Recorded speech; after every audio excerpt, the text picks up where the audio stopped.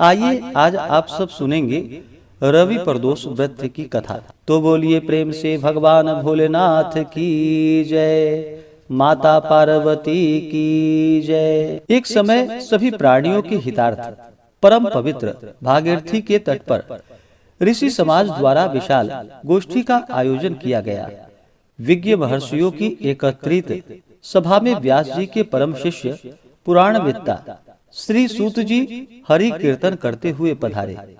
सूत जी को देखकर शौनकादि 88,000 ऋषि मुनियों ने उन्हें दंडवत प्रणाम किया। महाज्ञानी सूत जी ने भक्ति भाव से ऋषियों को हृदय से लगाया तथा आशीर्वाद दिया। विद्वान ऋषिगण और सब शिष्य आसनों पर विराजमान हो गए। मुनिगण विनीत भाव से पूछने लगे कि हे परम दयालु, कली काल में भगवान शंकर जी की भक्ति किस आराधना द्वारा उपलब्ध होगी, हम लोगों को बतलाने की कृपा करें, क्योंकि कलयुग के सभी प्राणी पाप कर्म में रत होकर वेद शास्त्रों से विमुख रहेंगे। दीन जन अनेकों संकटों से त्रस्त रहेंगे। हे मुनि श्रेष्ठ, कली काल में सत्कर्म की ओर किसी की रुचि न होगी। जब पुण्य क्षीण हो जाएगा तो मनुष्य की बुद्धि असत कर्मों की ओर प्रेरित होगी, जिससे दुर्विचारी पुरुष वंश सहित समाप्त हो जाएंगे। इस अखिल भूमंडल पर जो मनुष्य ज्ञानी होकर ज्ञान की शिक्षा नहीं देता, उस पर परम पिता परमेश्वर कभी प्रसन्न नहीं होते हैं।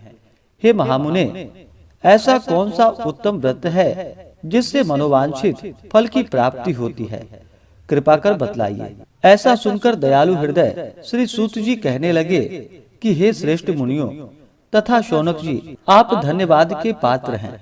आपके विचार सराहनीय हैं एवं प्रशंसनीय हैं। आप वैष्णवों में अग्रगण्य हैं, क्योंकि आपके हृदय में सदा परहित की भावना रहती है।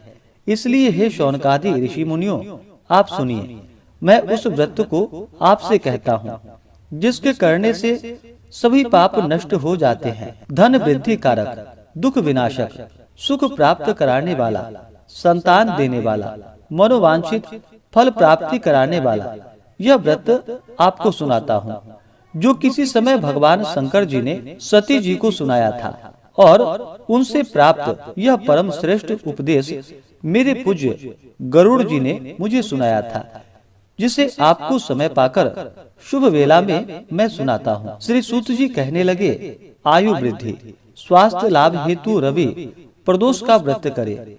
इसकी विधि इस प्रकार है। प्रातः स्नान कर निराहार रहकर शिव जी के ध्यान में मग्न हो शिव मंदिर में जाकर शंकर जी की पूजा करे। पूजा के पश्चात अर्धपुंड त्रिपुंड का तिलक धारण करे, बेलपत्र चढ़ाए, धूप दीप अक्षत से पूजा करे, ऋतु फल चढ़ाए, ओम नमः शिवाय मंत्र का रुद्राक्ष की माला से जप करे, ब्राह्मणों को भोजन करा, सामर्थ्य के अनुसार दक्षिणा दे। तत्पश्चात मौन व्रत धारण करे। व्रती को सत्य भाषण करना आवश्यक है। हवन आहुति भी देनी चाहिए, इससे अभिष्ट फल की प्राप्ति होती है। व्रती पृथ्वी पर शयन करे, एक बार भोजन करे, इससे सब कार्य सिद्ध होते हैं। श्रावण मास में तो इसका विशेष महत्व है। यह सर्व सुख धन आरोग्यता को देने वाला होता है। यह व्रत इन सब मनोरथों को पूर्ण करता है। हे ऋषिवरों, यह प्रदोष व्रत जो मैंने आपको बताया, किसी समय भगवान शंकर जी ने सती जी को और वेद व्यास मुनि ने मुझको सुनाया था। शौनकादि ऋषि बोले कि हे पूज्यवर महामते, आपने यह व्रत परम गोपनीय, मंगलप्रद, कष्ट निवारक बतलाया है। कृपा करके यह बतलाने का कष्ट करे कि यह व्रत किसने किया और उसे क्या फल प्राप्त हुआ। श्री सूत जी बोले कि हे विचारवान ज्ञानियों, आप शिव के परम भक्त हैं। आपकी भक्ति देखकर मैं व्रती पुरुष की कथा कहता हूँ। एक ग्राम में अति दीन ब्राह्मण निवास करता था। उसकी साध्वी स्त्री प्रदोष व्रत किया करती थी। उसके घर में उसका एक ही पुत्र रत्न था। एक समय की बात है कि वह पुत्र गंगा स्नान करने के लिए गया। दुर्भाग्यवश मार्ग में उसे चोरों ने घेर लिया और वे कहने लगे कि हम तुम्हें मारेंगे, नहीं तो तुम अपने माता पिता का गुप्त धन बतला दो। बालक दीन भाव से कहने लगा कि हे बंधुओं, हम अत्यंत दुखी दीन हैं, हमारे पास धन कहाँ से आएगा। चोर फिर कहने लगे कि तेरे पास इस पोटली में तूने क्या बांध कर रखा है। बालक ने निसंकोच उत्तर दिया कि मेरी माता ने मुझे रोटी बनाकर बांध कर दी है। दूसरा चोर बोला कि भाई, यह तो अति दीन दुखी है, इसे छोड़ो। बालक इतनी बात सुनकर वहां से प्रस्थान किया और एक नगर में पहुंचा। नगर के पास एक बरगद का पेड़ था। बालक वहां बैठ गया और थक कर वृक्ष की छाया में सो गया। उस नगर के सिपाही चोरों की खोज कर रहे थे कि खोज करते करते उस बालक के पास आ गए। सिपाही बालक को भी चोर समझकर राजा के समीप ले गए। राजा ने उसे कारावास में डालने की आज्ञा दे दी।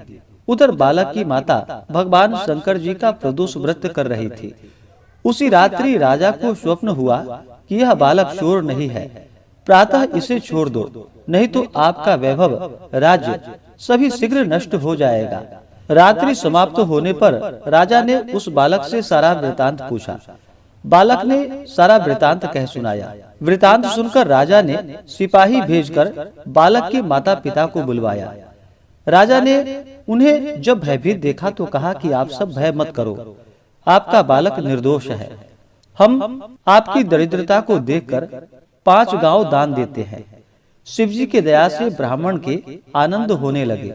इस प्रकार जो कोई इस व्रत को करता है उसे आनंद की प्राप्ति होती है और भगवान शिवजी उसके मनोरथों को पूर्ण करते हैं।